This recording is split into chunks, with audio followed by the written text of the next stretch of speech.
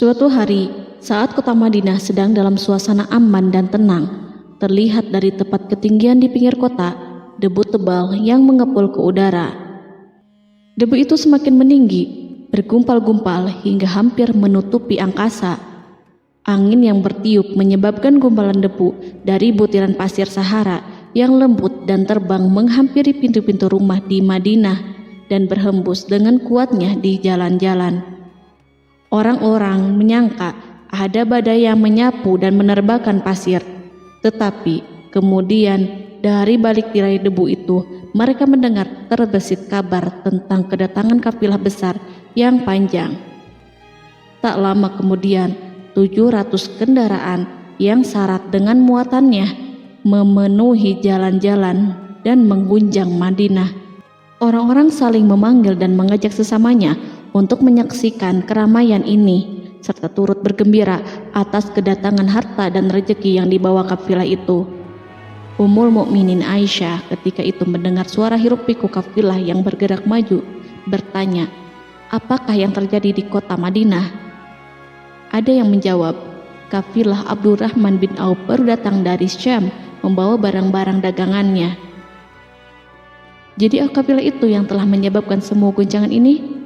Tanya Ummul Mukminin. Benar, wahai Ummul Mukminin. Jumlahnya 700 kendaraan. Ummul Mukminin menggeleng-gelengkan kepala. Pandangannya menerawang jauh seolah-olah sedang mengingat-ingat peristiwa yang pernah dilihat atau ucapan yang pernah didengarnya. Kemudian ia berkata, aku pernah mendengar Rasulullah bersabda, aku melihat Abdurrahman bin Auf masuk surga dengan merangkak. Abdurrahman bin Auf masuk surga dengan merangkak? Mengapa ia tidak memasukinya dengan melompat atau lari-lari kecil bersama angkatan pertama para sahabat Rasulullah? Sebagian sahabat menyampaikan cerita Aisyah kepadanya, maka ia pun teringat telah mendengarkan hadis dari Nabi lebih dari satu kali dan dengan redaksi yang berbeda-beda. Sebelum tali-tali pengikat perniagaannya dilepas, Abdurrahman melangkahkan kakinya ke rumah Aisyah lalu berkata kepadanya, engkau telah mengingatkanku suatu hadis yang tidak pernah kulupakan, maka saksikanlah bahwa kafilah ini dengan semua muatannya beserta kendaraan dan perlengkapannya aku persembahkan di jalan Allah. Seluruh muatan 700 kendaraan itu dibagi-bagikan sebagai perbuatan baik yang agung. Peristiwa yang satu ini saja sudah cukup untuk mengukir sebuah gambaran yang sempurna tentang kehidupan sahabat Rasulullah Abdurrahman bin Auf. Dialah saudagar sukses yang lebih sukses daripada kesuksesan yang pernah ada. Dia merupakan orang kaya dengan kekayaan yang melimpah ruah. Dia adalah seorang mukmin yang bijaksana yang tidak ingin bagian dari keuntungan agamanya hilang begitu saja dan tidak sudi kekayaannya membuat dirinya tertinggal dari kafilah iman dan pahala surga. Untuk itu, ia mendermakan harta kekayaannya dengan kemurahan hati dan kesadaran nurani. Sebelum saya melanjutkan kisahnya, dimohon kepada pemirsa untuk menonton video ini sampai selesai, serta mohon dukung channel ini supaya semakin berkembang dengan cara like serta berikan komen positifnya. Semoga dukungan pemirsa menjadi pahala dan dimudahkan segala urusan pemirsa di dunia dan akhirat. Bismillahirrohmanirrohim. Abdurrahman bin Auf adalah seorang dari 8 orang yang lebih awal masuk Islam. Abu Bakar datang kepadanya menyampaikan Islam, termasuk kepada Utsman bin Affan. Abdurrahman bin Auf telah memasuki Islam pada permulaan dakwah, yakni sebelum Rasulullah memasuki Darul Arqam dan menjadikannya sebagai tempat pertemuan dengan para sahabatnya yang beriman. Tidak ada persoalan yang tertutup bagi mereka dan tiada keraguan yang menjadi penghalang. Bahkan mereka segera bersama Abu Bakar As-Siddiq menemui Rasulullah untuk menyatakan baiat dan memikul bendera Islam. Sejak menganut Islam sampai berpulang ke rahmatullah dalam usia 75 tahun, ia selalu menjadi teladan yang cemerlang sebagai seorang mukmin yang besar. Hal ini menyebabkan Nabi memasukkannya dalam 10 orang yang telah diberi kabar gembira sebagai ahli surga. Umar mengangkatnya sebagai anggota majelis syuro yang terdiri dari 6 orang yang merupakan calon khalifah yang akan dipilihnya sebagai penggantinya. Cepatnya Abdurrahman masuk Islam telah menyebabkan dirinya harus mengalami penganiayaan dan penindasan dari Quraisy. Ketika Nabi memerintahkan para sahabatnya hijrah ke Habasyah, Abdurrahman bin Auf pun ikut berhijrah. Kemudian ia kembali lagi ke Mekah, lalu hijrah untuk kali keduanya ke Habasyah, dan selanjutnya hijrah ke Madinah. Keuntungannya dalam perniagaan sangatlah besar, hingga mencapai batas yang membuat dirinya merasa takjub dan heran, sehingga ia berkata, "Sungguh aku melihat diriku ini, seandainya mengangkat batu, niscaya aku temukan emas dan perak di bawahnya." Perniagaan bagi Abdurrahman bin Auf bukanlah jenis perdagangan yang tercela maupun monopoli. Bahkan ia sendiri bukanlah orang yang berlomba-lomba untuk mengumpulkan harta atas dorongan agar menjadi orang kaya. Sekali-kali bukan itu, melainkan suatu amal dan kewajiban yang keberhasilannya akan menambah kedekatan jiwa kepada Allah dan berkorban di jalannya. Abdurrahman bin Auf adalah seorang yang kuat emosi jiwanya, di mana ia menemukan kepuasan emosinya itu dalam amal yang mulia. Apabila ia tidak sedang sholat di masjid dan tidak sedang berjihad dalam peperangan, ia pasti sedang mengurus perniagaannya yang berkembang pesat. Sehingga kafilah-kafilah dari Mesir dan Syria membawa ke Madinah barang-barang muatan yang dapat memenuhi kebutuhan seluruh jazirah Arab, baik pakaian maupun makanan. Yang menunjukkan kepada kita bahwa seorang yang kuat emosi jiwanya adalah ketika kaum muslimin hijrah ke Madinah. Rasulullah pada waktu itu menerapkan aturan untuk mempersaudarakan 2 orang sahabat, salah seorang dari muhajirin warga Mekah dan yang lainnya dari Ansor penduduk Madinah. Persaudaraan ini berjalan dengan sempurna hingga membuat hati terpesona. Orang-orang Ansor yang merupakan penduduk asli Madinah membagi seluruh kekayaan miliknya menjadi 2 dengan saudaranya dari kalangan muhajirin. Bahkan istri pun direlakannya. Ketika itu Rasulullah mempersaudarakan antara Abdurrahman bin Auf dengan Sa'ad bin Rabi. Sa'ad bin Rabi berkata kepada Abdurrahman, "Saudaraku, aku adalah penduduk Madinah yang paling banyak harta. Silahkan pilih separuh hartaku dan ambillah. Aku juga mempunyai 2 istri. Perhatikanlah yang lebih menarik hatimu, dan aku akan menceraikannya sehingga engkau dapat memperistri dirinya." Abdurrahman bin Auf pun menjawab, "Semoga Allah memberkahi dirimu dalam istri dan hartamu. Tunjukkanlah kepadaku letak pasar." Abdurrahman pergi ke pasar. Ia berjual beli di sana dan mendapatkan keuntungan. Kehidupan Abdurrahman bin Auf di Madinah, baik semasa Rasulullah maupun sepeninggalnya beliau, selalu ditunaikannya dengan sempurna untuk memenuhi hak agama dan beramal di dunia. Perniagaannya sukses dan menguntungkan. Seperti diungkapkannya sendiri bahwa seandainya ia mengangkat batu dari tempatnya, pasti ia akan mendapatkan emas dan perak di bawahnya. Salah satu faktor yang membuat perniagaannya berhasil dan mendapatkan berkah adalah karena ia sangat selektif untuk berniaga yang halal dan benar-benar menjauhkan diri dari segala bentuk jual beli yang haram, bahkan yang syubhat sekalipun. Selain itu, faktor yang menambah kejayaan dan keberkahannya adalah labanya yang bukan untuk Abdurrahman sendiri, melainkan di dalamnya terdapat bagian Allah yang ia penuhi dengan baik. Ia menggunakan hartanya untuk memperkokoh hubungan kekeluargaan dan mengeratkan tali persaudaraan, serta menyediakan perlengkapan yang diperlukan untuk tentara Islam. Bila total perniagaan dan kekayaan yang lainnya ditambahkan keuntungan yang diperolehnya dihitung, jumlah kekayaan Abdurrahman bin Auf itu dapat diperkirakan dengan memperhatikan jumlah yang dibelanjakannya di jalan Allah. Suatu hari, ia mendengar Rasulullah bersabda, "Wahai Ibnu Auf, engkau termasuk golongan orang kaya dan engkau akan masuk surga dengan merangkak." Karena itu, pinjamkanlah kekayaan itu kepada Allah agar Dia mempermudah langkahmu." Sejak ia mendengar nasihat Rasulullah ini dan menyediakan bagi Allah pinjaman yang baik, Allah justru semakin melipat gandakan kekayaannya hingga berlimpah ruah.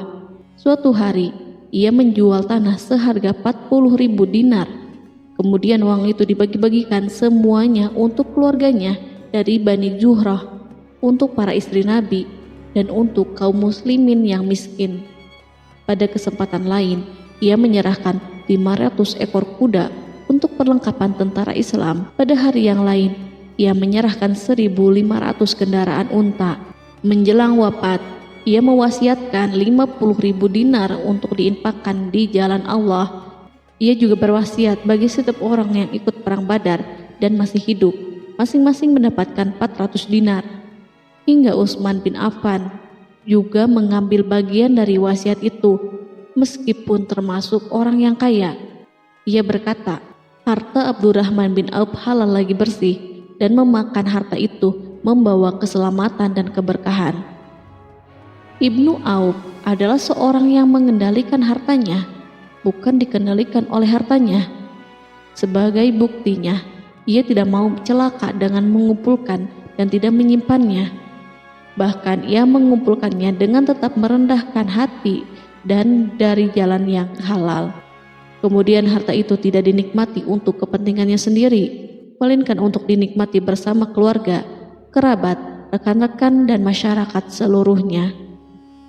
Karena begitu luas pemberian serta bantuannya, ada yang mengatakan seluruh penduduk Madinah berserikat dengan Abdurrahman bin Auf pada hartanya. Sepertiga dipinjamkannya kepada mereka, sepertiga lagi dipergunakannya untuk membayar hutang-hutang mereka, dan sepertiga sisanya dibagi-bagikan kepada mereka. Harta kekayaan ini tidak akan pernah membuat kelegaan dan kesenangan pada dirinya selama ia belum menemukan jalan untuk membela agama dan membantu rekan-rekannya. Adapun untuk selain itu, ia selalu merasa khawatir terhadap kekayaannya. Pada suatu hari, dihidangkan kepadanya makanan untuk berbuka karena waktu itu sedang berpuasa. Ketika pandangannya tertuju pada hidangan tersebut, selera makannya pun bangkit.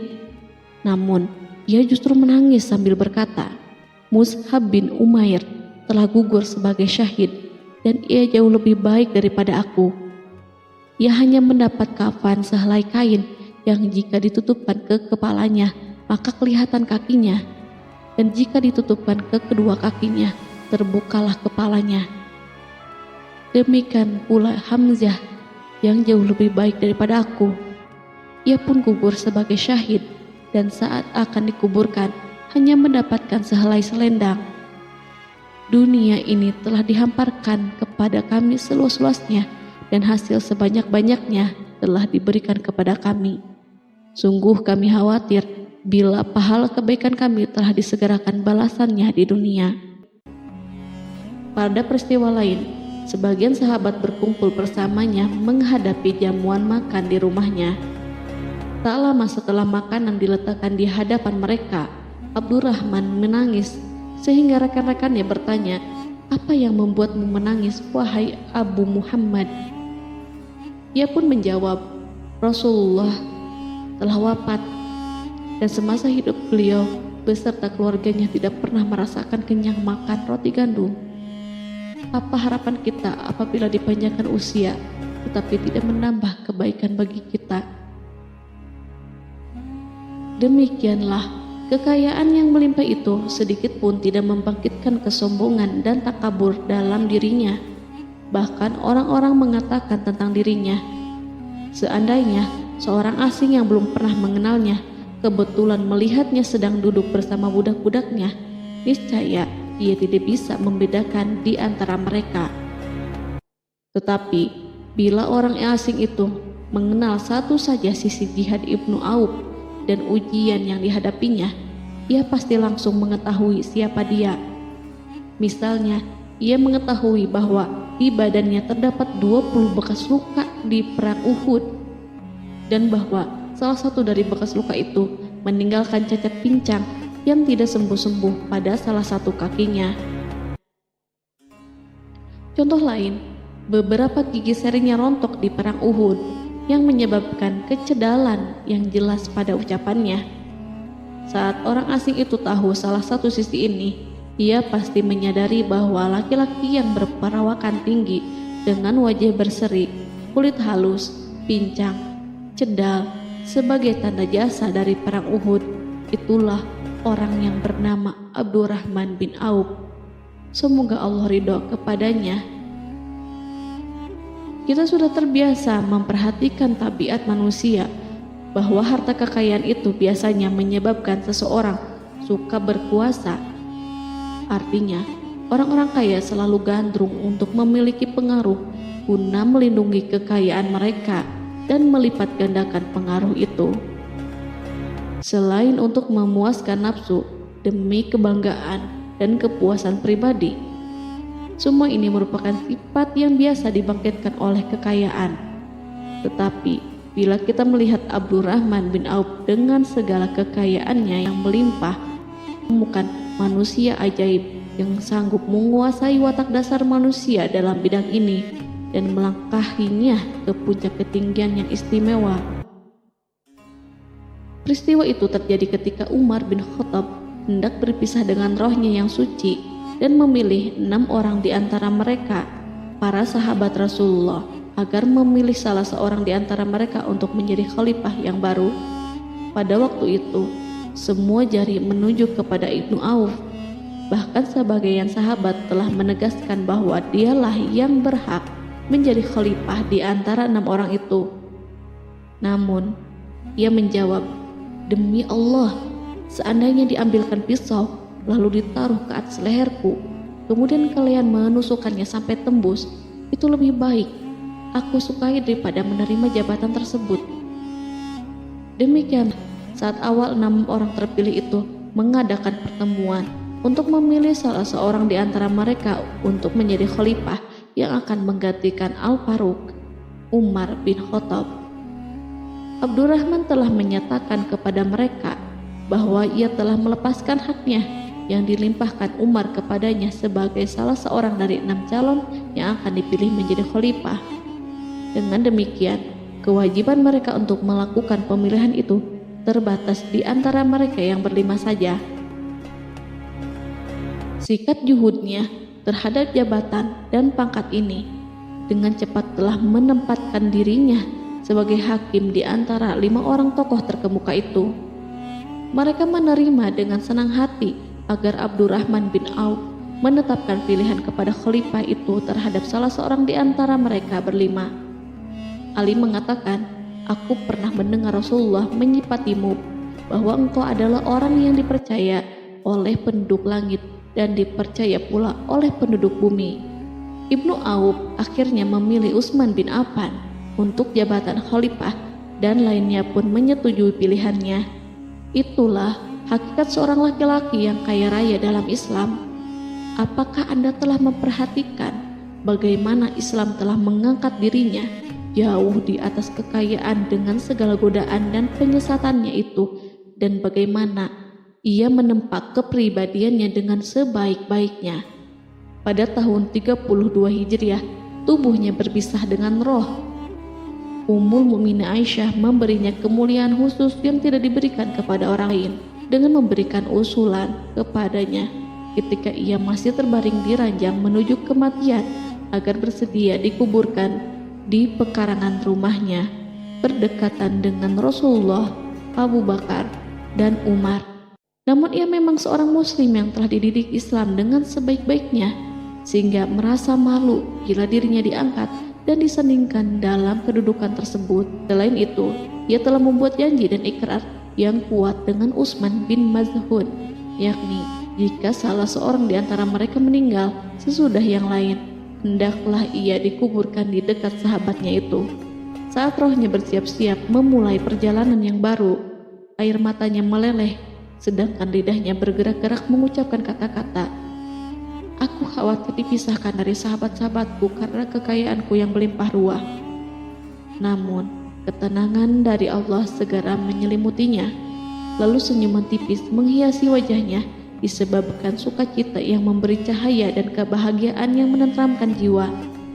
Ia memasang telinganya untuk menangkap sesuatu, seolah-olah ada suara yang lembut merdu yang datang mendekat. Ia sedang mengenang kebenaran sabda Rasulullah yang pernah beliau ucapkan, Abdurrahman bin Auf di dalam surga. Ia barangkali juga sedang mendengarkan janji Allah dalam kitabnya. Orang yang menginfakkan hartanya di jalan Allah, kemudian tidak mengiringi apa yang diinfakkan itu dengan menyebut-nyebut dan menyakiti perasaan penerima, maka memperoleh pahala di sisi Rabb mereka. Tidak ada rasa takut pada mereka dan mereka tidak bersedih hati. Quran Surat Al-Baqarah ayat 262.